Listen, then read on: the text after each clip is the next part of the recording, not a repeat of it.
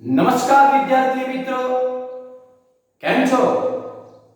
મારા વાલા વિદ્યાર્થી મિત્રો, હું અમિત પટેલ આપ સૌનું આ YouTube ચેનલ ઉપર હાર્દિક સ્વાગત કરું છું. વિદ્યાર્થી મિત્રો, આપણે ધોરણ 11 પ્રકરણ નંબર 5 ગતિના નિયમો એની અંદર જડત્વનો નિયમ જોયો જે ગેલિલીઓએ આપ્યો હતો, ન્યૂટનનો ગતિનો પહેલો નિયમ જે બળની વ્યાખ્યા આપતો હતો, અને ગતિનો બીજો નિયમ જે બળનું મૂલ્ય આપતો હતો અને બળનો આધાર, એ ટોપિક આપણે જોઈ ગયા. તો દીકરાઓ, એના રિલેટેડ જે કંઈ પણ ઉદાહરણના દાખલાઓ છે જેની રકમ મેં બોર્ડ પર લખી છે, એ દાખલાઓ આજે આપણે અત્યારે જોવાના છે. ખૂબ જ સરળ છે, સરળતાથી આપણને સમજ પડી જાય એવા છે. તો આપણે ક્રમશઃ એ દાખલાઓ જોતા જઈએ. વિકલન આવશે, એ વિકલનના નિયમ હું તમને અહીંયા કહીશ, એનો ઉપયોગ કરીને આપણે દાખલો ગણવાનો છે. અને અચળ પ્રવેગી ગતિના સમીકરણો જે આપણા બરાબર કયા આપણે લખું છું, અહીંયા લખી દઉં છું, આ અચળ પ્રવેગી ગતિના સમીકરણ જે ત્રીજા ચેપ્ટરમાં પણ આવી જાય છે, ચોથા ચેપ્ટરમાં પણ આવી જાય છે. એમાં આપણે લખવું હોય તો x બરાબર પહેલું આવે છે v0t હાફ at સ્ક્વેર. બીજું લખવું હોય તો આપણે બીજું આપણે લખવું હોય v બરાબર v0 વત્તા at અને twice ax is equal to v square minus v0 square. આ અચળ પ્રવેગી ગતિના સમીકરણ છે. જે કોઈ સમીકરણ અહીંયા લાગશે એનો ઉપયોગ આપણે અહીંથી કરીશું. ચાલો શરૂઆત કરીએ છીએ ઉદાહરણના બીજા દાખલાથી. પહેલો દાખલો આપણે જોઈ લીધો હતો, બરાબર છે? ચાલો જુઓ.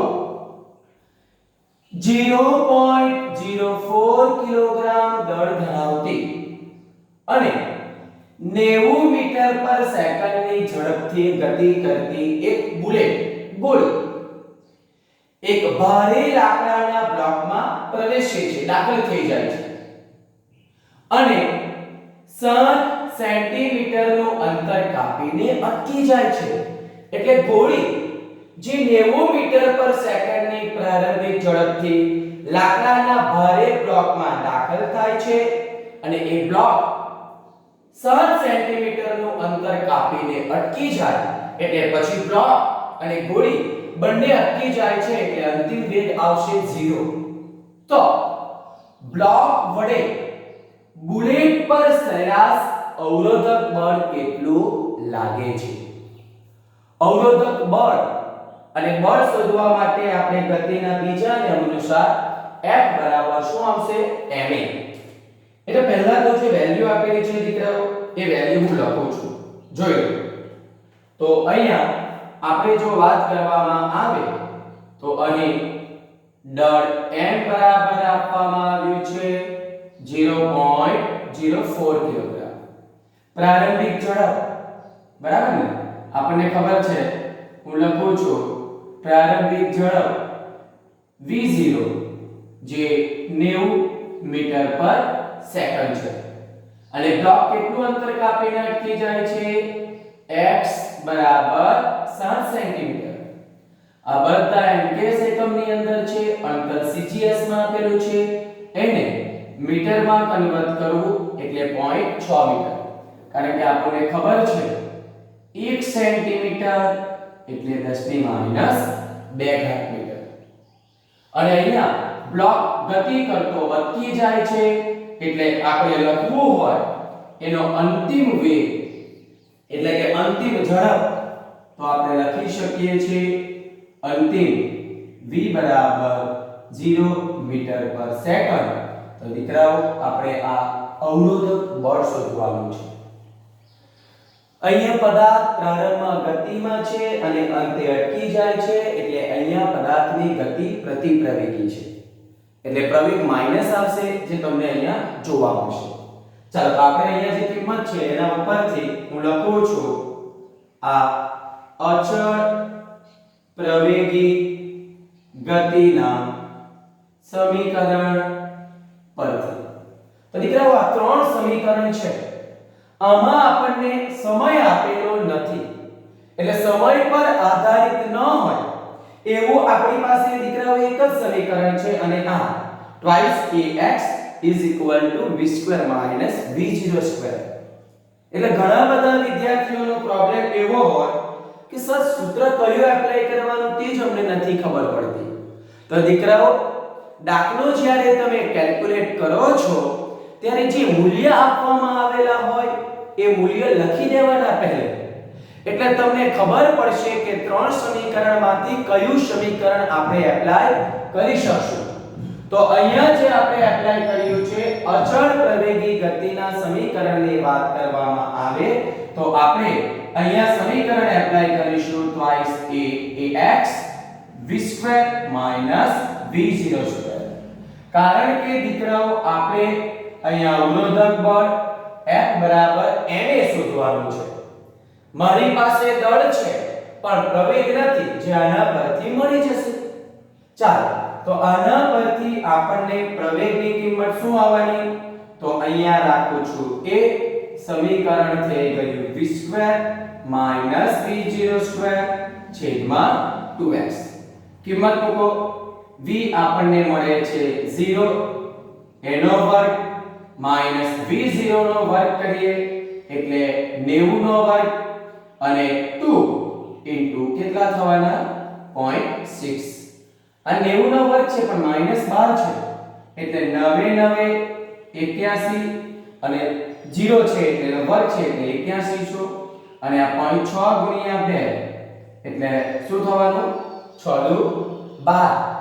એટલે આપણને મળશે, જો આપણે વાત કરવામાં આવે સોરી 1.2 મળશે, કારણ કે 6 ભાગ્યા 10 બરાબર 6 દુ 12 એટલે 1.2 થશે.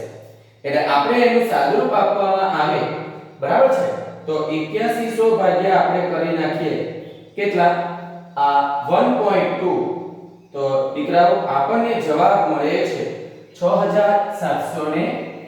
આ માઈનસ ચિહ્ન એટલે દીકરાઓ અહીંયા a બરાબર આવશે -6750 અને એકમ લખવાનો પ્રવેગ મીટર પર સેકન્ડ સ્ક્વેર. એટલે અહીંયા માઈનસ ચિહ્ન આવ્યું એટલે શું છે? પ્રતિ પ્રવેગ કહેવામાં આવે છે. બરાબર છે? અને અવરોધક બળ એટલે આપણને ખબર છે કે પ્રતિ પ્રવેગ આપણને મળવાનો જ છે. તો દીકરાઓ આપણે આ પ્રવેગ એટલે કે પદાર્થ ઉપર લાગતું અવરોધક બળ શોધવા માટે જે પ્રવેગની જરૂરિયાત છે તે આપણને આવી ગયું. અવરોધક બળ એવું ન લખો તો તમારે પછી પ્રતિ પ્રવેગની કિંમત માઈનસ જ લખવાની, બળ લખો તો. અને અવરોધક બળનું મૂલ્ય જ જોઈતું છે આપણને કે કેટલું બળ લાગશે, તો આપણે ડાયરેક્ટ સૂત્ર મૂકી દઈએ છીએ. ચાલો therefore બ્લોક વડે લખું છું સૂત્ર. આ બ્લોક વડે આ બુલેટ પર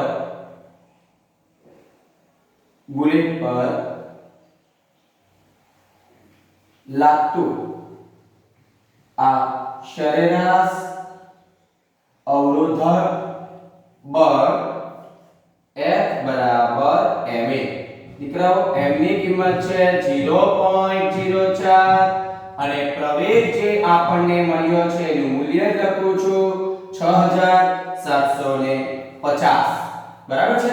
એટલે અહીંયા ઋણ ચિહ્ન આપણને મળે છે એટલે એના ઉપરથી આપણે કરી શકીએ છીએ 6750 ગુણ્યા 0.04 તો જવાબ આવી જાય છે 270 ન્યૂટન.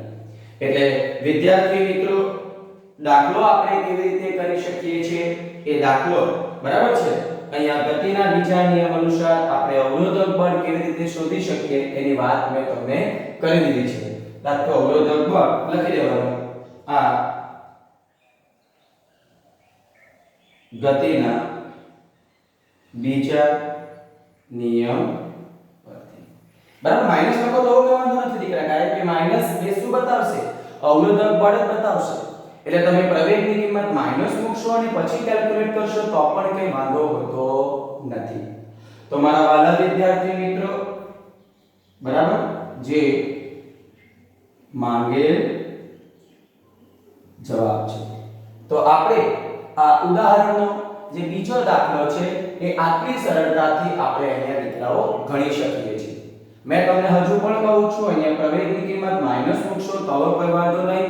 F આવશે -270 ન્યૂટન અને માઈનસ ચિહ્ન એ અવરોધક બળ બતાવે છે જે ગતિને કઈ દિશામાં લાગે છે? વિરુદ્ધ દિશામાં. ઓકે, ચાલો તો આ પહેલો દાખલો છે, શાંતિથી તમે જોઈ લો અને ત્યાર પછી આપણે આ ઉદાહરણ 3 જોઈએ. ઓકે, ચાલો જોઈ લો.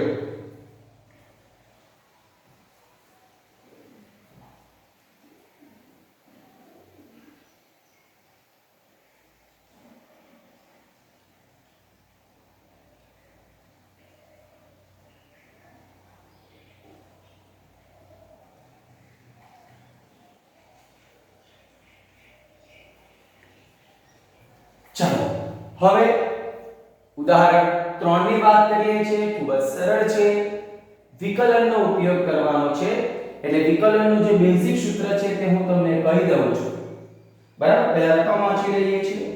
ઉદાહરણ 5.3 કે m ગણના પદાર્થની ગતિ y ut આ છે, u એટલે પ્રારંભિક વેગ પ્લસ હાફ gt² તરીકે વર્ણવાય છે.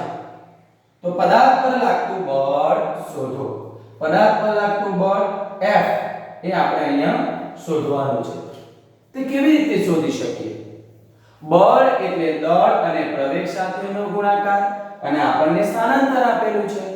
તો દીકરાઓ આપણને ખબર છે કે આપણને અહીંયા હું લખું છું સ્થાનાંતર પરથી વેગ એ સ્થાનાંતરનું કોની સાપેક્ષે? સમયની સાપેક્ષે વિકલન કરવાથી મળે છે. એટલે અહીંયા વેગ જોતો હોય તો આપણે y નું સમયની સાપેક્ષે વિકલન કરવું પડે. અને સેમ થિંગ પ્રવેગ a બરાબર વેગનું સમયની સાપેક્ષે વિકલન. વેગનું આ સમયની સાપેક્ષે વિકલન શું આપે? પ્રવેગ આપે છે. બરાબર છે. ચાલો તો આપણે જે નિયમનો ઉપયોગ કરવાનો છે કે માની લેવો તમે વિધેય લીધું છે t, તો dt/dt 1 થાય અને બીજું d/dt ઓફ t⁻n હોય એટલે ઘાત વાળું પદ હોય તો જે ઘાત હોય એને આગળ લખી દેવાની અને એક ઘાત દીકરાઓ શું કરી દેવાની? ઓછી. એટલે આ ઘાત વાળા પદનું થયું. જે ઘાત હોય એ ઘાતને આગળ ઉતારી દેવાની અને એક ઘાત ઓછી લખી દેવાની. અને આપણે માની લઈએ d/dt ઓફ અથવા તો d/dθ ને કરી દઉં છું અને અહીંયા sin θ હોય તો દીકરાઓ આપણું વિકલન થશે cos θ અને d/dθ ઓફ cos θ હશે તો વિકલન થશે -sin θ. ત્રીજા ચેપ્ટરમાં દીકરાઓ બધી જ વિગત આપણે ભણ્યા છે. કોની સાપેક્ષમાં વિકલન કરો છો એના ઉપર વિકલન બદલાય છે. આ નોર્મલી એના બેઝિક નિયમો છે. તમે આનું ઓમેગા t હોય તો પછી વિકલન એ પ્રમાણે બદલાય છે. ચાલો આપણે આનો ઉપયોગ કરીએ છીએ અને દાખલો કેવી રીતે કેલ્ક્યુલેટ થાય છે જરા જોઈ લો. ચાલો તો અહીંયા જે તમને આપેલું છે અહીં આ y બરાબર શું આપેલું છે? ut plus half gt². ચાલો તો આપણે શું કરીએ? લખું છું જુઓ. આ વેગ માટે y નું t સાપેક્ષે શું કરું દીકરાઓ? આ વિકલન કરું છું. એટલે તમને સ્થાનાંતર આપેલું છે એના પરથી જો વેગ જોઈતો હોય તો આપણે આનું શું કરવું પડશે? વિકલન કરવું પડશે. તો વિકલન કેવી રીતે થાય છે જરા જોઈ લો. તો અહીંયા dy/dt એટલે દીકરાઓ આપણને મળી જાય વેગ અને વિકલન કરવું હોય તો દીકરાઓ આ રીતે થશે d/dt ઓફ y ની કિંમત મૂકવાની ut plus half gt square. ચાલો તો વેગ શું આવશે જોઈ લો.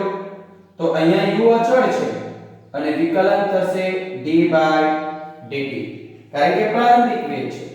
ચાલો પ્લસ હાફ g પણ અચળ છે, ગુરુત્વ પ્રવેગ હંમેશા અચળ હોય અને કોનું વિકલન કરવાનું છે d dt of t square. ચાલો નિયમ એપ્લાય કરો. dt dt કેન્સલ આઉટ એટલે દીકરાઓ તમને અહીંયા શું મળી ગયું u પ્લસ આ થઈ ગયું g/2 અને t સ્ક્વેર એટલે આ ઘાતવાળું પદ અહીંયા ઘાત છે 2 બરાબર છે અને એક ઘાત લખી દેવાની ઓછી એટલે આવી ગયું 2t. 2 અને 2 કેન્સલ આઉટ એટલે v બરાબર મળી ગયું u gt. આ આવી ગયો આપણો વેગ બરાબર છે. આપણને શું મળી ગયું વેગ. જોઈ લો આપણો વેગ અને પછી પ્રવેગ મેળવું છું બરાબર. આટલો તમે શાંતિથી જોઈ લો. ચાલો પછી આપણે આગળ જોઈએ છે. ચાલો બતાવી દઉં છું જોઈ લો. ચાલો તો હવે આપણે આગળની કેલ્ક્યુલેશન કેવી રીતે કરીએ જોઈ લો બરાબર. સિમ્પલ છે. તો અહીંયા વેગ મળ્યો ને તો વેગનું સમયની સાપેક્ષે વિકલન શું આપે છે પ્રવેગ. તો આપણે લખીએ કે પ્રવેગ a બરાબર dv/dt કે વેગનું સમયની સાપેક્ષે વિકલન પ્રવેગ આપશે. તો વેગની કિંમત મૂકી દો આ d/dt u gt અને નિયમ યાદ રાખવાનો ખાલી અચળ હોય તો અચળનું વિકલન હંમેશા શું થશે 0 થશે. ખાલી અચળ આપેલું હોય તો અચળનું વિકલન હંમેશા 0 અને અચળની સાથે જેની સાપેક્ષે વિકલન કરવાનું હોય એ ગુણાયેલો હોય તો અચળને વિકલનની બહાર લઈ લેવાનું. જોઈ લો એટલે અહીંયા a બરાબર થવાનું u ની જગ્યાએ થશે 0 બરાબર અચળ છે અને વત્તા g dt/dt એટલે પ્રવેગ તમને મળી ગયો ખાલી કેટલો a બરાબર g. ચાલો તો આપણને શું જોઈએ છે બળ. therefore બળ F બરાબર ma is equal to શું આવી ગયું mg. અહીંયા ગુરુત્વાકર્ષી બળ લાગે છે F બરાબર mg. આ સૂત્ર આપણને ખબર છે ગતિનો બીજો નિયમ અને એના પરથી આટલી સરળતાથી દીકરાઓ આપણે આ દાખલો ગણી શકીએ છીએ. તો આ ઉદાહરણ 3 વિકલનના જે જરૂરી નિયમો છે તે અહીંયા મેં લખ્યા છે. ચાલો શાંતિથી બીજો દાખલો પણ તમે જોઈ લો અને ત્યાર પછી ઉદાહરણનો જે ચોથો દાખલો છે તે હું તમને ગણાવું છું. ઓકે દીકરાઓ શાંતિથી જોઈને લખી લો.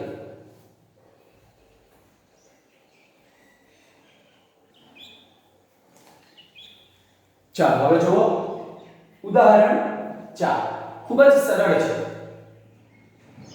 બળના આઘાતનો છે કેવી રીતે એપ્લાય થાય છે એ હું તમને બતાવું છું. એક બેટ્સમેન બોલને તેની 12 મીટર પર સેકન્ડની પ્રારંભિક ઝડપને બદલ્યા સિવાય સીધો બોલરની દિશામાં પાછો ફટકારે છે. એટલે આ બાજુ જુઓ બોલર જે બોલ બેટ્સમેન તરફ નાખે છે એનો પ્રારંભિક વેગ એને આપણે માઈનસ ગણવામાં આવે કારણ કે ઋણ દિશામાં આવે અને પછી બેટ્સમેન જે ફટકારે છે એના વેગને આપણે ધન ગણવામાં આવે. એટલે અહીંયા જરા ધ્યાનથી જોજો કે અહીંયા જે બેટ્સમેન બોલને જે ફટકારે છે એટલે અહીંયા લખી દેવાનું કે પ્રારંભિક વેગ v1 બરાબર -12 મીટર પર સેકન્ડ અને એટલી જ ઝડપથી બેટ્સમેન એને ફટકારે છે એટલે અહીંયા અંતિમ વેગ v2 લખી દેવાનો પ્લસ 12 મીટર પર સેકન્ડ. અને દીકરાઓ જે બોલ છે એ બોલનું દળ આપેલું છે આપણને એ m બરાબર 0.15 kg. બોલનો પ્રારંભિક વેગ આવી ગયો, અંતિમ વેગ આવી ગયો અને બોલનું દળ પણ આવી ગયું. તો આપણે શોધવાનું છે બોલ પર લાગતો આઘાત.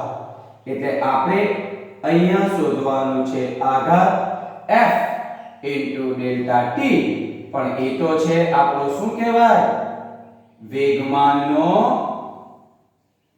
ફેરફાર કહેવાય. કારણ કે આપણને ખબર છે કે બળ અને સમય એ ખૂબ સૂક્ષ્મ સમય માટેની વાત કરવામાં આવે એટલે ડાયરેક્ટ આપણે બળનો આઘાત નથી શોધતા, બળનો આઘાત એટલે વેગમાનનો ફેરફાર. તો આપણે વેગમાનનો ફેરફાર શોધીએ એ જ આપણને દીકરાઓ શું મળી જશે? બળનો આઘાત. ચાલો આપણે અહીંયા શોધીએ છે. ચાલો therefore લખો છો કે બળનો આઘાત એટલે આપણે લખી દઈએ વેગમાનમાં થતો ફેરફાર. એટલે સૂત્ર એપ્લાય કરીએ F delta t is equal to delta t. વેગમાનનો ફેરફાર એટલે અંતિમ વેગમાનમાંથી પ્રારંભિક વેગમાન બાદ કરી નાખીએ અને બોલ એક જ દિશામાં ગતિ કરે છે, સુરેખ પથ પર ગતિ કરે છે એટલે આપણે આ રીતે લખી શકીએ છીએ. ચાલો m2 ની કિંમત શું આવે? p2 ની કિંમત શું આવવાની? mv2, કારણ કે વેગમાન p દળ અને વેગનો ગુણાકાર છે. ચાલો અને p1 ની જગ્યાએ દીકરાઓ શું લખશું? mv1. ચાલો બંનેમાંથી સામાન્ય લઈ લઈએ m એટલે સમીકરણ આવશે v2 v1 અને એ જ આપણો બળનો આઘાત થશે. m ની કિંમત દીકરાઓ આપણે મૂકીએ છીએ 0.15, v2 ની કિંમત આપણી પાસે છે +12 માઈનસ v1 ની કિંમત છે -12. તો દીકરાઓ શું થશે? અહીંયા આ 0.15 આ થઈ જવાનું 12 12 એટલે અહીંયા શું થશે દીકરાઓ? 0.15 ગુણ્યા 12 12 એટલે શું થવાનું? 24. એટલે અહીંયા આપણે આ 0.15 ગુણ્યા આપણે શું કરી નાખવામાં આવે? 24. તો જવાબ શું આવે તે જરા જોઈ લો. 0.15 ગુણ્યા 24 તો આપણને દીકરાઓ જવાબ મળી જાય છે 3.6 ન્યૂટન ઇન્ટુ સેકન્ડ, જે બળનો શું છે? આઘાત છે. એટલે દીકરાઓ બળનો આઘાત એટલે હકીકતમાં આપણે વેગમાનમાં થતો ફેરફાર શોધી નાખીએ છીએ અને જ્યારે આ બોલ ફેંકવામાં આવે છે ત્યારે એનો પ્રારંભિક વેગ આપણે માઈનસ લેવામાં આવે છે અને બેટ્સમેન જ્યારે એને ફટકારે છે તે ધન દિશામાં જાય છે એટલે એના વેગને આપણે ધન લઈએ છીએ.